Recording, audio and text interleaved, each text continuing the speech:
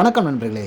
கடந்த 30 வருடங்களாக தமிழ் சினிமாவின் பிரம்மாண்டம் என்றால் சங்கர் என்ற ஒற்றைச் சொல் புரட்சியாளன் கற்பனையில் கட்டுண்டு கிடக்கிறது. இவர் முதலில் இயக்குனர் S.A. சந்திரசேகரிடம் கிட்டத்தட்ட 20 படங்கள் உதவியாளராக வேலை பார்த்துருக்காரு. அங்கு தான் பவித்ரன், A. வெங்கடேஷ் போன்ற நண்பர்கள் கூட்டம் கிடைக்கிறது. பவித்ரனுக்கு ஒரு படம் கிடைக்குது. அந்த படத்தோட ப்ரொடியூசர் K.T. குஞ்சுமோன். அவரோட தயாரிப்பில் முதல்ல ஒரு படம் ஆரம்பிக்கிறாரு. வசந்தகால பறவைன்னு ஒரு படம். அந்த படம் பவித்ரனுக்கு ஒரு வெற்றி படமாக அமையுது. அதில் சங்கரும் வெங்கடேஷும் வேலை பார்க்குறாங்க. அதைத் தொடர்ந்து K.T. குஞ்சுமோன் கொஞ்சம் பிரம்மாண்டமாக ஒரு படம் எடுக்கணும்னு நினைக்கிறாரு. அந்த படம் தான் சரத்குமார் வச்சு சூரியன் ஒரு படம். அந்த படம் பவித்ரன் இயக்குறாரு. அந்த படம் ஒரு மிகப்பெரிய பிரம்மாண்ட படமாக வருது.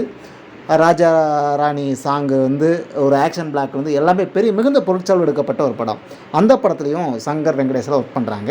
அதுக்கு பின்னாடி சங்கர் தான் படம் பண்ணணும்னு நினைக்கும் போது அழகிய குயிலி அப்படிங்கிற ஒரு கதையை எடுத்துக்கிட்டு ட்ராவல் பண்ணுறாரு.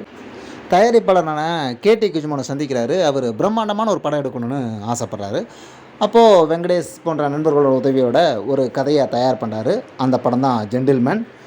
சூரியன் படத்தில் அவர் ஒர்க் பண்ண விஷயங்கள் எல்லாமே இந்த படத்துலேயும் கொண்டது. அதை ஒரு ஃபார்மேட்டை வச்சுட்டு ஜென்டில்மேனை இயக்குறாரு. அது மிகப்பெரிய வெற்றி படமாக மாறுது.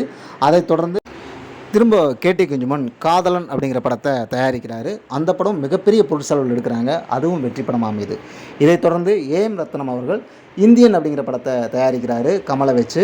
அது சங்கரோட கைவனத்தில் மிகப்பெரிய லேண்ட்மார்க் மூவியாக மாறுது. இதைத் தொடர்ந்து முதல்வன், சிவாஜி போன்ற படங்களை சங்கர் இயக்குறாரு. எல்லாமே மிகப்பெரிய பிரம்மாண்ட வெற்றி படங்களாக மாறுது. அது இந்தியன் 3 வரைக்கும் தொடருது.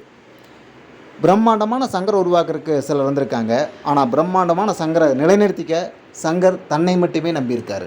அதனால தான் அவருக்குள்ளே இருந்த எழுச்சி மிகப்பெரிய பிரம்மாண்டத்தை உருவாக்கி இன்றைக்கி பிரம்மாண்டத்தின் ராஜாவாக வலம் வந்துட்டுருக்காரு.